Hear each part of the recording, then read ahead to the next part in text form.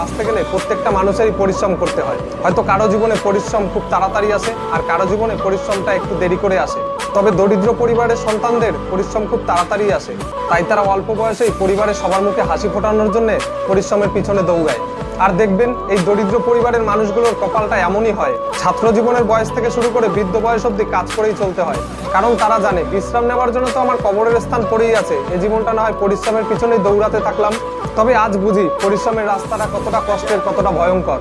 প্রত্যেকটা মানুষ তার ভবিষ্যৎ আর স্বপ্নের দিকে তাকিয়ে এই পরিশ্রমের রাস্তার পিছনে দৌড়ায়।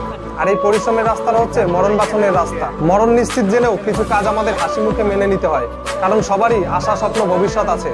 আর এই আশা স্বপ্ন ভবিষ্যতের পিছনে দৌড়াতে দৌড়াতে হাজারো মা বাবা ভাই বোনের জীবন দিতে হচ্ছে এই পরিশ্রমের রাস্তায়।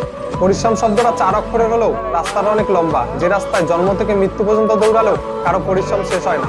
আর আপনি এই পরিশ্রমের রাস্তায় থেমে যেতে চাইলেও আপনার পরিবার আপনাকে থামতে দেবে না, কারণ টাকা ইনকাম না করলে মা বাবা ভাই বোন কেউ আপনাকে চোখে দেখতে পারবে না। কথাটা শুনতে খারাপ লাগলেও এটাই বাস্তব। কেমন আছে, কি খাচ্ছে তা দেখার চেয়ে কানে শোনা আর মাস গেলে টাকা নেওয়াটাই তাদের কাজ। এটাই বাস্তব দুনিয়া।